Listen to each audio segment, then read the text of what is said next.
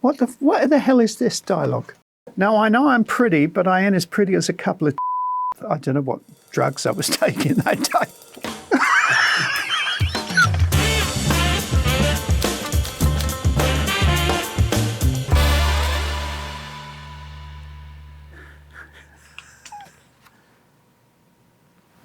Everyone. It's from, Léon, the professional. Shall I tell you the story behind this? I was on the set and we were shooting that scene. I think I played it, bring me everyone. And the actor said, like, everyone? And they said, yeah, everyone. And as a joke, to make Luc Besson laugh, because we had that sort of kind of relationship. I mean, sometimes he would shoot film on me and ask me to do a scene like as Robert De Niro, and he'd say, let's just do one more, but now play it like... And I just did this really loud like that just to make him laugh. I do remember specifically going to the sound guy saying, be careful of your ears because I'm going to do this one really, really loud. And I did that, and it made Luke laugh, and it ended up in the film. So it's become a quotable, iconic line, which actually was a joke, me having just a laugh. And that's this one. You'll forgive me if I forgo the kiss, my sleeping be a moth, but the time has come to awake. That's Lost in Space. Forgive me if I forgo the kiss, my sleeping be a moth, but the time has come to awake. I got sort of typecast for a while, and it was I became kind of like the poster boy for, the Renter villain. We need a villain and we get Gary. I don't know how that happened, but it happened. And it was fun for a while, but actually I eventually just put a stop to it, and it got a little old. But they are fun to play. And this particularly, like The Fifth Element, much like Lost in Space, they're comic villains. It was fun. Great cast. I thought the story, it was a lot to put in. It was a lot of movie in 2 hours. But it was fun to play because it's a villain with a sort of a tongue in the cheek or a little twinkle in the eye. It's like bigger than life, I have crossed oceans of time to find you. I mean, no, I'm kidding. That's Dracula. I have crossed oceans of time to find you. Everyone and its mother have played Dracula over the years. I said, well, I don't know how I'm going to play the part, but I would love to say that line. It was a case of I could hear it in my head, but I couldn't physically do it. I couldn't vocally do it. I could hear the potential of what I wanted to do with it, but I had a feeling about it. And then I wanted to work with Coppola, who is one of the greatest living directors, one of the great directors of all time. I remember exactly where I was sitting when I read the script and read that line. I was in the trailer for JFK. I was working with Oliver. I've crossed oceans of time to find you. And I thought, that's a great line. Who wouldn't want to say that?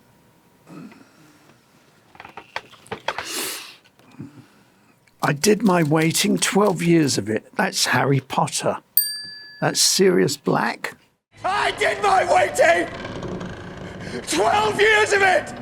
They were pretty small fry in the beginning, I think. The first two books, that they'd won a Smarty Prize, which is like a candy. I wasn't really aware of them until I got cast. The assistant to David Heyman, who produced them, had read them and said, I think these would make a good film. You should actually take one of them home and read it. And he did.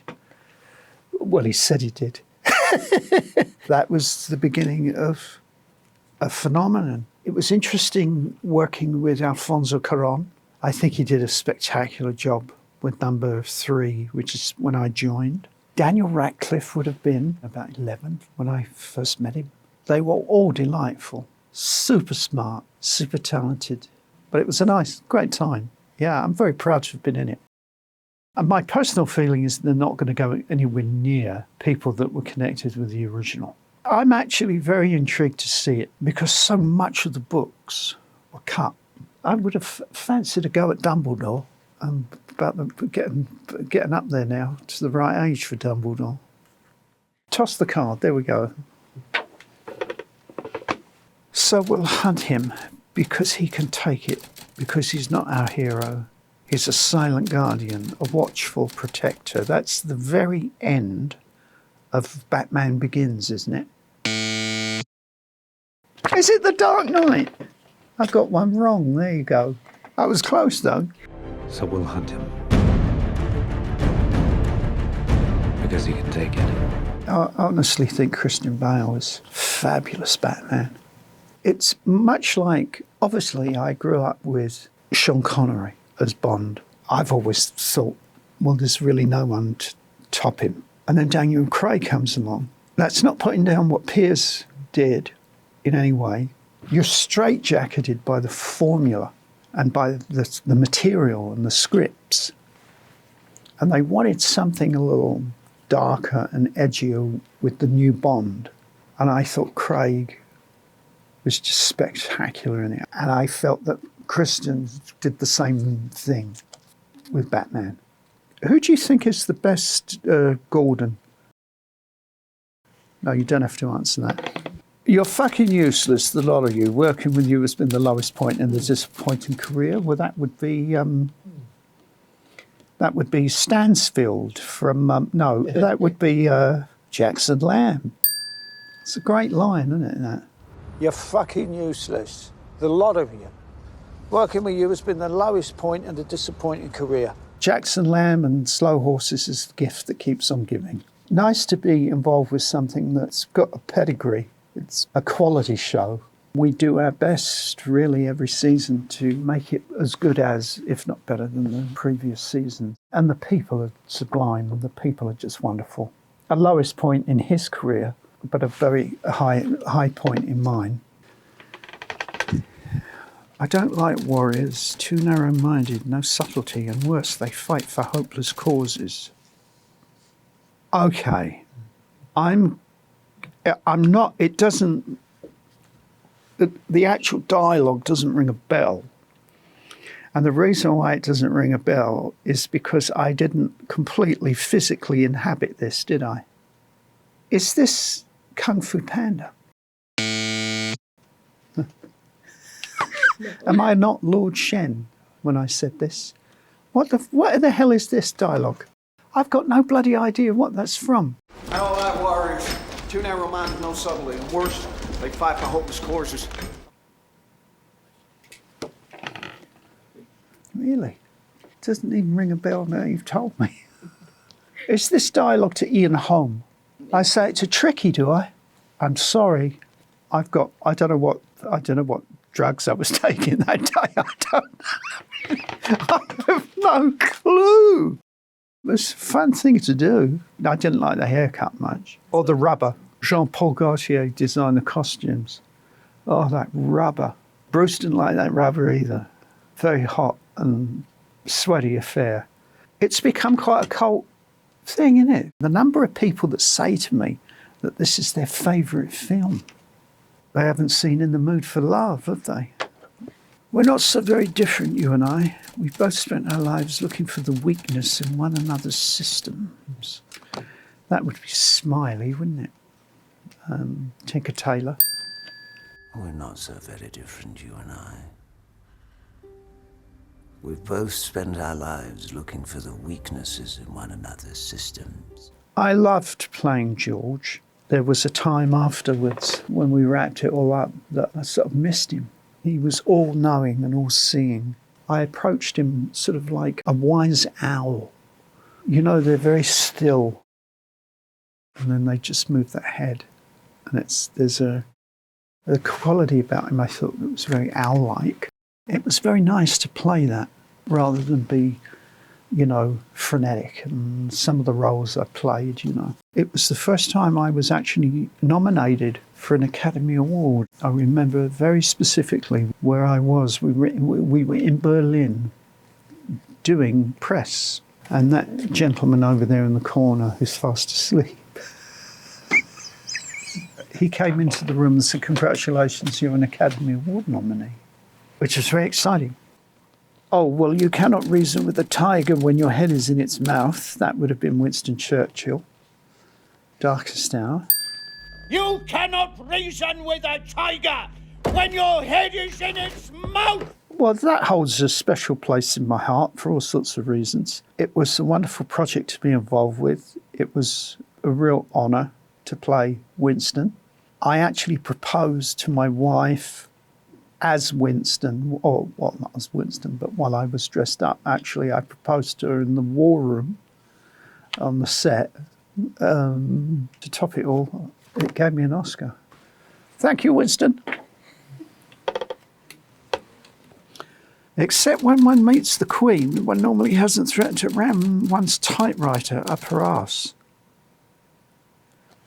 Except when one meets the Queen, one normally hasn't threatened to ram one's typewriter. Is it prick up your ears? Is it? Except when one meets the Queen, one normally hasn't threatened to ram one's typewriter up her arse. It was sort of close to my heart in a way. I discovered Alton and always liked his writing and obviously having a theatre background, so it wasn't sort of unfamiliar territory. First and only time actually working with Stephen Frears, which I enjoyed enormously. We shot a sequence of Joe and Halliwell, who was his lover, in Morocco, because they would frequent back in the day. This is where they would holiday. On the very, very last day, Stephen had picked up a bug, and it was literally coming out of both ends. So he directed me from the toilet over a walkie-talkie. There's no monitors. He wasn't sitting there on a walkie-talkie with a monitor. So he said, you'll be great. He said, but the bad news is, he said, we haven't got any more film. So you've got to do this in one take. I mean, good or bad, it's in the movie. There was just one take.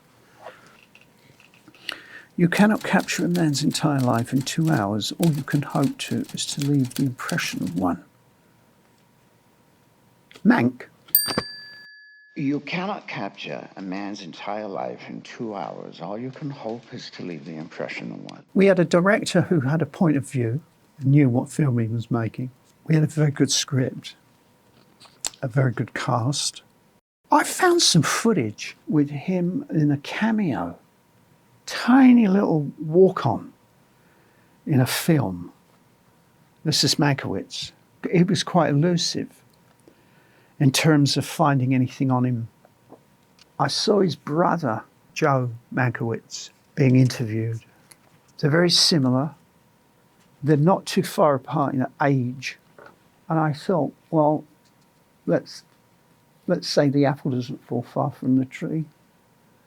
And so I took the springboard for it, the idea from the brother. I'd seen Citizen Kane, so I was sort of familiar with the world. It's pretty good. Is it the greatest film ever made? No, don't think so. But boy, it's got some fantastic stuff in it. And of course, Orson Welles said, someone approached him in a restaurant once and came up to him and said, Mr. Welles, I just have a question for you. The whole story is about this, rosebud that ends up being the sleigh. On his deathbed, when he drops the globe and he says the words rosebud, there's no one in the room to hear him say it.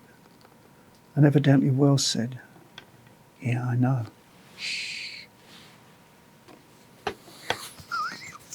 Because it makes rubbish. It doesn't make rubbish. The whole thing falls apart. If it weren't for me mum's kindness, we'd be on the fucking streets. I have no clue.